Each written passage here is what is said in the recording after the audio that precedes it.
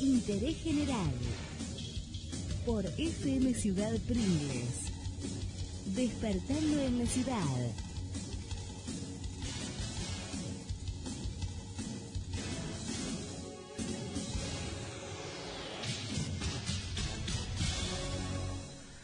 Muy bien, vamos a hablar un poco con Sergio del Canto. Él es doctor en química, no hace mucho tiempo que está en Coronel Pringles.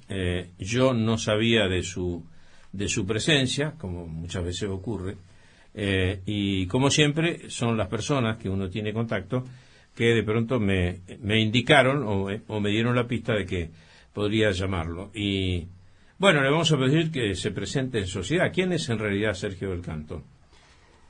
Bueno, yo soy un porteño que nació en Avellaneda, que vivió toda su vida en Buenos Aires, estudié en la Universidad de Buenos Aires y por cuestiones de trabajo, en relación a mi profesión, ¿no? de bioquímico y de investigador en química, vine para los lados de Bahía Blanca, buscando trabajo, con un trabajo prometido en Bahía Blanca, y en mi etapa de escritura de la tesis de doctorado, que es un periodo que dura como un año, yo me detuve en Pringles hasta que el trabajo en Bahía Blanca se concretara.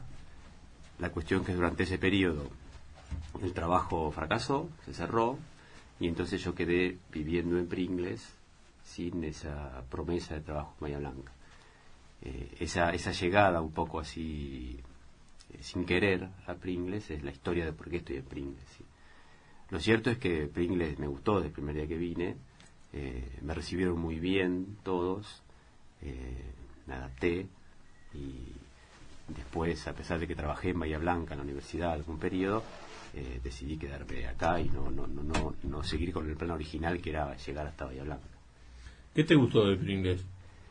En realidad siempre me gustó el aire libre, el espacio abierto, ¿no? Mi papá es originario de Tandil y yo veraneaba siempre en Tandil, y entonces el espacio abierto era lo primero que me llamó la atención de Pringles.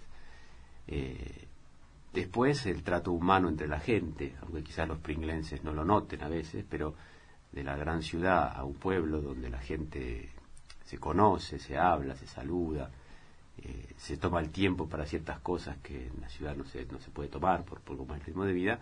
Eso también me sorprendió.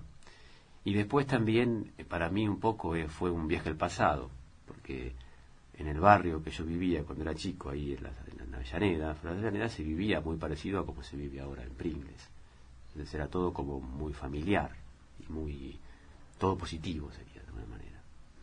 Vos sabés que había un periodista, ya una persona que no está en el mundo de los vivos, que yo apreciaba mucho, que se llamaba Antonio Fernández Rubio, que decía que las ciudades de más de 100.000 habitantes se deshumanizan. Es verdad, las ciudades son bastante poco humanas, ¿sí?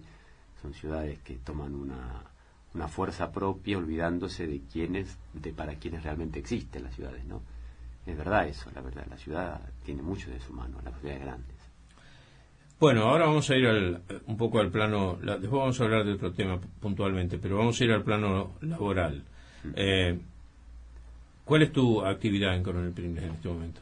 Yo doy clases en la escuela secundaria, en la escuela agrotécnica y en el Sagrado Corazón. ¿De la materia específicamente? Y doy física y química. ¿Y cómo te recibieron la gente en el ámbito educativo? ¿Bien? Muy bien. Sí, no. Enseguida que yo decidí quedarme, se me abrieron algunas pequeñas puertas que después se hicieron grandes y yo puedo vivir bien de ese trabajo sin dificultad, ¿sí? ¿Seguís con la idea de retomar Bahía Blanca o has decidido en realidad no afincarte acá? No, ya me afinqué acá. No, mi carrera de investigador en parte es una carrera que requiere cumplir ciertas etapas y ciertos ciclos que yo al traspié que tengo he perdido. Entonces he estado en contacto con la universidad hasta el año pasado y sigo en contacto con la universidad pero no a través de un trabajo formal ni de una actividad directa como era antes, ¿no? O sea, no sé si aunque quisiera, pudiese seguir con la carrera de investigador. Tampoco lo busco, no es que quiero. Está bien. ¿Cómo se constituye tu familia, Sergio? Yo estoy casado con mi señora, con Karina, y nadie más. Ella es... Ella es farmacéutica. Es farmacéutica. ¿Y ejerce o trabaja? Ella trabaja en el laboratorio de bromatología. De la municipalidad, sí, hace unos años. O sea que los dos enseguida consiguieron trabajo que sí. no es, si bien es cierto que, digamos, hay algunas particularidades que hacen a necesidades propias, ¿no? Es decir, en la docencia hay necesidades en Pringles, se necesitan profesionales. Supongo que además de la profesión te debe interesar la didáctica, ¿no es cierto?, de la docencia, se supone, ¿no? No entiendo la pregunta. Claro, quiero decir, además de lo específico, ¿no es cierto? El contenido. Claro. Sí, en eso yo hago un poco de agua porque no tengo la formación académica que tienen los docentes, ¿sí? Ahora se ha abierto esta carrera de formación docente para los profesionales y para los que no lo son. Este año ha sido el primer año, ya no me he podido inscribir porque tuve un año muy complicado, pero ya hablé para el año que viene hacer esa parte pedagógica que me falta. Bueno, eso en lo que hace a la actividad particular, digamos, como individuo incorporado, como una pareja incorporada a la vida social de Coronel Pringles. Ahora, respecto a lo comunitario, vos encabezás una actividad también dentro de lo que son las capillas de la ciudad. Sí, en realidad yo cuando estaba en la universidad conocí a un grupo de jóvenes que pertenecían a un movimiento de la Iglesia Católica que se llama Comunidad de San Egidio. Los años anteriores, del 2003 más o menos hasta el 2008, que yo llegué acá a Pringles, fui uniéndome a este grupo. El grupo tiene su origen en el año 68 en Roma, en unos jóvenes también en ese momento, 18 años, después del Concilio Vaticano II, en la renovación de su relación de la Iglesia con el mundo, comenzaron a vivir este espíritu del concilio concretamente, y de ahí nació este movimiento. En Argentina llegó en el 87 con el Papa Juan Pablo II y gente de Roma que lo acompañó. En algunos colegios de Buenos Aires algunos jóvenes tomaron también se unieron a esta iniciativa, y estos jóvenes que yo conocí en la universidad eran estos que conocieron inicialmente. Entonces esos años yo caminé con ellos, trabajé con ellos, crecí en el amor a esta espiritualidad y el Evangelio, y cuando vine a Pringles, esta parte fundamental de mi vida creció junto con mi vida acá, ¿sí? El movimiento de la Comunidad de San Egidio es un movimiento formado principalmente por laicos, pero dentro hay muchas vocaciones religiosas. Sé que hay sacerdotes y religiosos que han encontrado su vocación entrando en un movimiento de laicos. La espiritualidad de la comunidad de la Iglesia es hacer del Evangelio algo vivo y concreto que se traduce en unirse plenamente a la palabra y vivir lo que la palabra dice, que es la misericordia hacia todos los hombres, comenzando por aquellos que tienen más necesidad o que son más débiles. Eso hace crecer dentro de la comunidad un montón de movimientos, la comunidad de San Egidio, no de movimientos, entre los cuales está el que se llama Jóvenes por la Paz, que atienden otro submovimiento que es lo que llamamos Escuelas de la Paz, que funcionan en Pringles dentro de las capillas que nos prestan, que nos facilitan con mucha paciencia, porque no es fácil a veces manejar tantos jóvenes y niños en los espacios, ¿no? Entonces hay Escuela de la Paz en San Cayetano, en la capilla de San Cayetano, Escuela de la Paz en la capilla de Fátima, y Escuela de la Paz en las capillas de Santa Lucía. Que si podríamos definir una doctrina dentro de lo que son las Escuelas de la Paz, ¿cómo la podría sintetizar? Y el nombre de Escuela de la Paz un poco lo sintetiza. donde existe, en realidad en todos lados existe, pero donde golpea más la escuela de la violencia, nosotros armamos una escuela de la paz. Construir la paz es construir amistad. Construir amistad es necesario cambiar el corazón. Construir amistad no es un sentimiento, una cuestión de afinidad, sino que es una fatiga, un trabajo que nace de una decisión. Y entonces en la Escuela de la Paz nosotros ayudamos a los chicos a hacer las tareas de la escuela, ayudamos a los chicos a aprender a jugar respetando reglas y demás, damos una merienda para que ellos aprendan también a alimentarse y cuestiones de higiene, pero por sobre todas las cosas nosotros enseñamos a ser amigos. La escuela de cariño, no solo para los niños del barrio que van a la Escuela de la Paz, sino también para los jóvenes que se acercan a querer ayudar a la Escuela de la Paz. Porque cuando ellos están enfrente de un niño o alguien que no es ellos mismos y se encuentran con otros jóvenes con los cuales tienen cierta antipatía, tienen que aprender a limar esas antipatías por amor a los niños. Y entonces crecen en un trabajo interior que los ayuda a relacionarse mejor con los demás, no por ellos mismos, sino por un tercero que necesita de esa construcción de la amistad. Entonces la Escuela de la Paz en el fondo se traduce como una escuela de cariño, una escuela para aprender a amar a los demás. Y no un amor que es el que el mundo conoce o predica, porque nosotros no hacemos esto porque somos gente buena, lo hacemos porque lo aprendemos del Evangelio. El Evangelio habla de un amor que es gratuito, que se entrega, que no espera nada a cambio, y nosotros hacemos esto de esa manera. La Escuela de la Paz es gratuita, la Escuela de la Paz no retribuye nada al que va. Cuando uno va a la Escuela de la Paz tiene que ponerse al servicio y disponibilidad, y encuentra muchas veces los propios límites, que son la incapacidad de amar gratuitamente al otro, de dar sin esperar nada a cambio. La Escuela de la Paz por eso es una escuela de cariño evangélico. ¿Cómo comenzaste a desarrollar esta actividad en Pringles? ¿Quiénes te secundaron? ¿Cómo lograste materializarla, desarrollarla? Cuando llegamos con Karina, nosotros hacemos siempre en la comunidad hacemos dos cosas. Una es la oración, que es escuchar la palabra del Señor y tratar de ponerla en práctica, y después un servicio, que es el encuentro con el que tiene necesidad. Cuando estábamos con Karina, lo hacíamos solo Karina y yo en casa, la oración, leer los textos de la comunidad de San Egidio, el Evangelio, los libros, profundizar en muchos aspectos ciertas líneas de reflexión que nosotros llevamos adelante. Y después empezamos a visitar un hogar de ancianos. ¿Sí? Nos fuimos al hogar de ancianos del jubilado y pensionado, que está allá en el 25 de mayo. Sí, y calle 19, creo. Uh-huh. Y en ese hogar comenzamos a visitar a una abuela que no conocíamos, pero que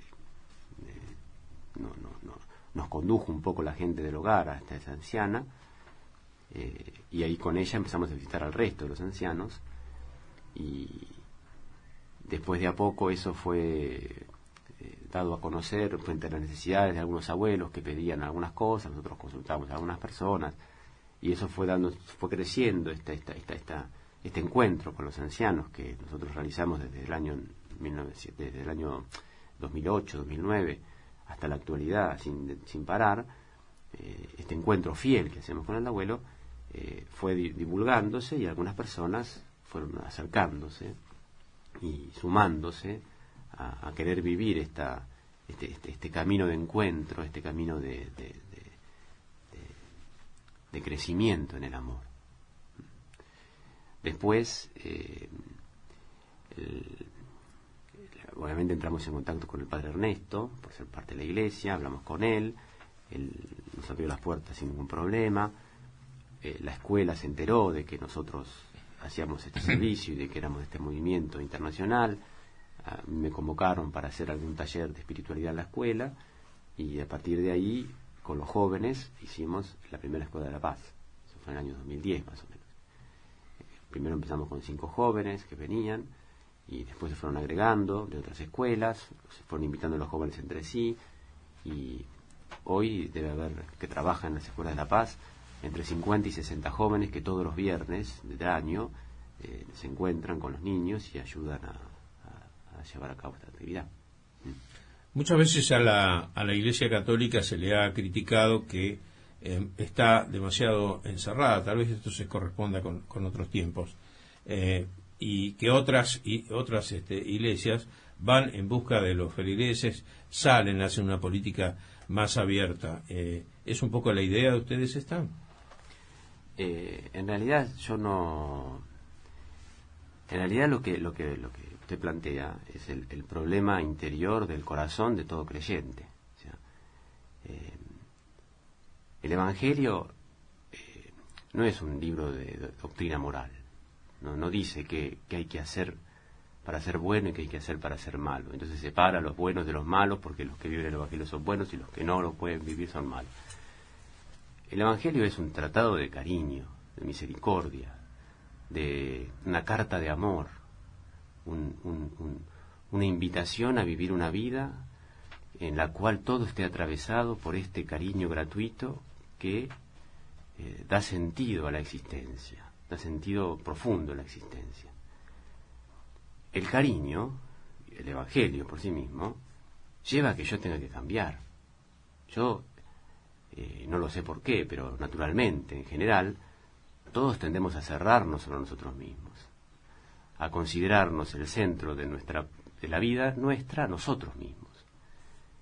Y hay una gran dificultad en considerar que la vida se puede dar, que yo puedo dar la vida, que no significa inmolarme en un acto de locura, sino significa compartir un tiempo de mi existencia.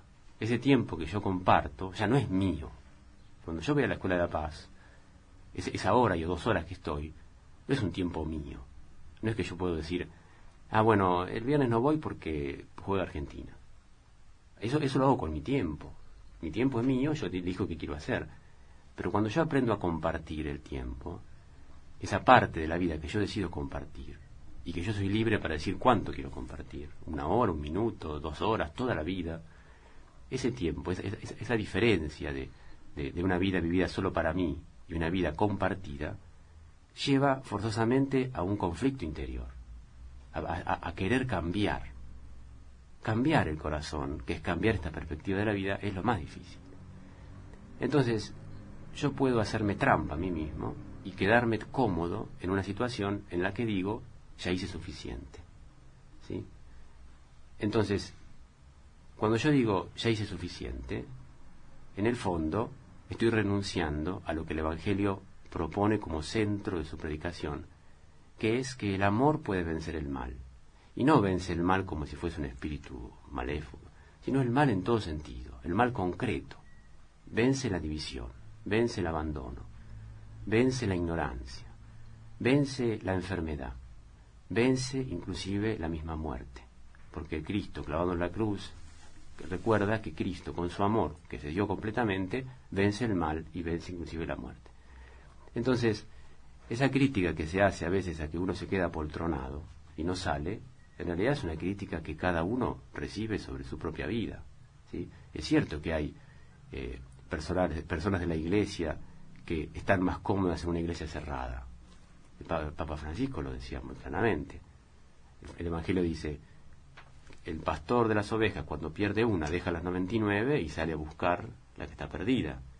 La iglesia de hoy, decía el Papa Francisco, tiene 99 afuera y se queda dentro peinando la única que le quedó.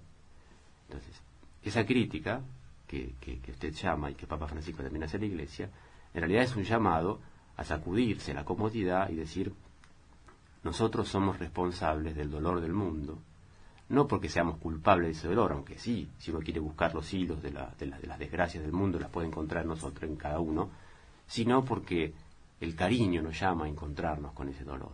El cariño nos llama a sostener al que se está cayendo. El cariño nos llama a no poder estar tranquilos si el otro está sin techo con la lluvia. No es una cuestión moral, es una cuestión de cariño. Hay que pensarlo siempre como el amor de una madre. La madre no le cambia al hijo el pañal por solidaridad. La madre no sufre porque el hijo está fuera y desabrigado porque si no es una mala persona. Y si no, tengo que sufrir porque si no soy malo. No, sufro porque lo quiero. Porque es el amor el que me mueve a mí a hacer esas cosas. La clave de todo esto, de todo el movimiento y de toda la predicación es siempre un amor que tiene que crecer. Y un amor que tiene que salir de uno para ir hacia los demás. Vamos a ir terminando con esta interesante charla porque el tiempo también se acota. ¿Cómo compatibilizás, cómo compartís espacios comunes con personas que no piensan como vos, digo, otras religiones, agnósticos, ateos, musulmanes? La comunidad de San Egidio tiene una enorme vinculación con todas las religiones. De hecho, hay un acontecimiento muy importante que ocurre todos los años, que es una oración por la paz internacional, que ha iniciado en el 86 Juan Pablo II en Asís. La comunidad lo ha continuado en todos los años y crece año a año. Este año, 30 años después de ese acontecimiento del 86, se ha vuelto a celebrar en Asís. Y ahí acuden los líderes religiosos de todas las religiones, de las más importantes, ¿no? Y personas de buena voluntad, que no tienen una adhesión a una fe. Líderes políticos, pensadores, filósofos, y todos se reúnen para reflexionar sobre la paz. Una oración por la paz. No es un sincretismo donde todos mezclan y sacan una cosa mixta, sino que después cada uno en su espacio, ¿sí?, lo sintetiza lo sintetiza. Ora, por ejemplo, los hebreos oran con su religión, los musulmanes oran con su rito, los cristianos católicos con su rito, los cristianos protestantes con sus ritos y demás, pero juntos reflexionan sobre la importancia de esta vivencia de una humanidad unida y de construir la paz. Yo no veo ningún conflicto en eso. No veo ningún conflicto en el hecho de que existan otras religiones y de que exista otras personas que no adhieran a una religión. Yo sé, por mi propia experiencia y porque lo he aprendido muy bien de la comunidad, que en el interior de cada una de las personas existe un deseo de bien. Y que ese deseo de bien es, para mí, desde mi punto de vista, la semilla del amor de Dios sembrada en cada uno. A mí me toca hacer germinar esa semilla, nada más. No juzgar esa semilla. ¿Cómo hago yo para germinar esa semilla? Con un gesto de amor, con el cariño sincero frente a esa persona. Si el otro es musulmán y yo no lo soy, el amor me hace ver en el otro una semilla de bien que tiene que germinar. ¿Sí? O sea, en ese caso mi misión como cristiano sería que el otro pueda vivir bien esa semilla de bien que tiene. Después fructificará dentro del musulmán, dentro del islam, fructificará dentro del judaísmo, fructificará dentro de la iglesia protestante, fructificará dentro del grupo de la iglesia, no sé. Pero custodiar esas semillas de bien es, para mí, vivir el Evangelio. Te agradezco mucho la presencia. Gracias por la invitación. No, hemos descubierto a un habitante de Pringles que tiene valores muy significativos y un poco nuestra misión como periodistas es amplificarlo, hacer que la gente lo conozca. Ha sido, reitero, un gusto recibirte. Bueno, muchas gracias por la invitación. Estoy a disposición. Despertando en la ciudad, Magazine Radial, de lunes a viernes, de 9 a 11:30, con la conducción de Ricardo Giacone, por FM Ciudad Pringles, 88.7 MHz, la radio.